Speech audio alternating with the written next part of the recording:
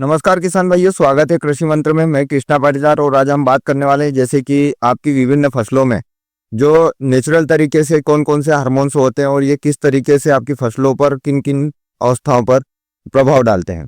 तो किसान साथियों, जैसे कि ये जितने भी हार्मोन होते हैं ये आपके यहाँ जो है आप ऊपर से भी जैसे स्प्रे में देते हैं या फिर बहुत सारे लोग जड़ से चलाते हैं। बहुत सारे हार्मोन आपको मार्केट में उपलब्ध होते हैं। तो किसान साथियों, वीडियो में आगे बढ़ने से पहले चैनल को सब्सक्राइब कर लीजिए और बेल आइकन पर क्लिक कीजिए ताकि खेती से जुड़ी जानकारी आपको मिलती रहे। किसान भाइयों, जैसे कि सबसे पहले जब हम बात करते हैं तो सबसे पहला और महत्वपूर्ण जो हार्मोन होता है पौधों के लिए वो है जिब्रेलिन।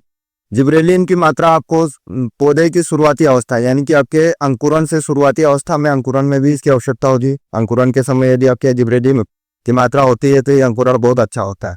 साथ ही साथ इसके बाद में जो दूसरी स्टेज आती है आपके यहाँ पौधा जब आपके यहाँ सीडलिंग अवस्था में होता है, जब आपका पौधा छोटी अवस्था में होता है, उसमें ग्रोथ चल रही होती है, उस अवस्था पर भी आपके यहाँ जिब्रेलिन की आवश्यकता होती है। इसके बाद में ये आपके यहाँ फ्लावरिंग और फ्रूटिंग तक को इफेक्ट करता है। मतलब आपके यहाँ यदि जिब्रेलिन की मात्रा आप दे रहे हैं तो ये फ्लावर को भी बढ़ाता है, साथ ही साथ आपके जो फ्रूट है इनकी संख्या को भी बढ़ाता है और फ्रूट के साइज को भी इम्प्रूव करता है। किसान साथियों, दूसरा जो महत्वपूर्ण हार्मोन है वो है आपका ऑक्सिन। और ऑक्सिन की जब हम बात करते हैं तो ऑक्सिन आपका जो है सीडलिंग अवस्था से आपके यहाँ पौधे में एक्टिव हो जाता है। जैसे कि जितनी भी फसलें होती है इनका जो ऊपर की जो एपिकल बड होती है जो उस पे डिस्कस तरीके से ऑक्सिन की मात्रा पाई जाती है। और ऑक्सिन आपके यहाँ मुख्य रूप से फसल की वृद्धि के लिए जिम्मेदार होता है। ऑक्सिन का आप जब भी उपयोग करते हैं आपकी फसल अच्छी ग्रोथ करती है, साथ ही साथ यह जड़ विकास के लिए जरूरी है और आपके यहाँ फ्लावरिंग और फ्रूटिंग में भी यह मदद करता है। इसके अतिरिक्त तीसरा जो महत्वपूर्ण हार्मोन है वो है साइटोकाइनिन। और साइटोकाइनिन की हम जब भी बात करते हैं, साइटोकाइनिन भी आपके यहाँ जो है फसल की वृद्धि अवस्था है यानी कि आपकी सीडलिंग अवस्था से जब पौधा आपके यहाँ जर्मिनेट होकर बाहर हो जाता है, इसके बाद में इसकी जो तने और जड़ के विकास के लिए महत्वपूर्ण है। साथ ही ये फ्लावरिंग और फ्रूटिंग को भी प्रमोट करता है।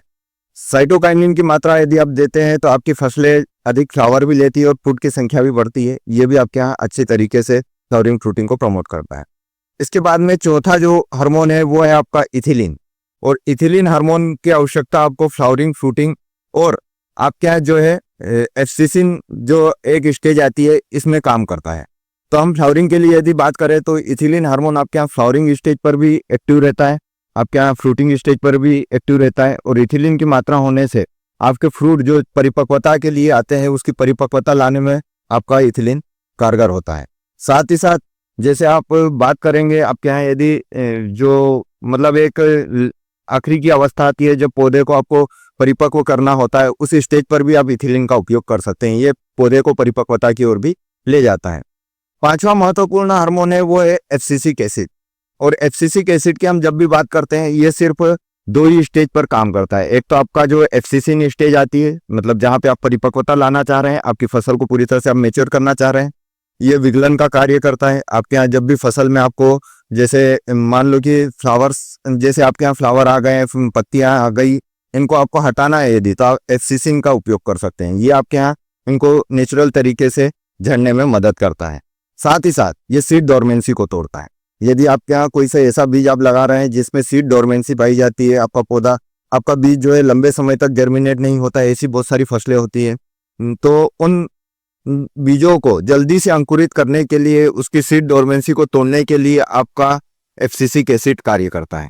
इथिलीन के बारे में एक बात रह गई थी, जैसे कि इथिलीन का आप यदि उपयोग करते हैं तो यह आपके यहाँ नेचुरल तरीके से फ्लावर थिनिंग का भी कार्य करता है। मतलब आपके यहाँ यदि फूलों की संख्या अधिक हो गई है और आप इतने फूल नहीं रखना चाह रहे हैं तो आप इथिलीन का उपयोग कर सकते हैं। ये आपके यहाँ नेचुरल तरीके से फूलों की संख्या को आप गिरा देगा और आपके यहाँ फूलों की थिनिंग हो जाएगी, जिससे आपके यहाँ जो कम फ्रूट की संख्या रह जाएगी, कम फ्लावर रह जाएंगे और वो अच्छी गुणवत्ता वाले बन।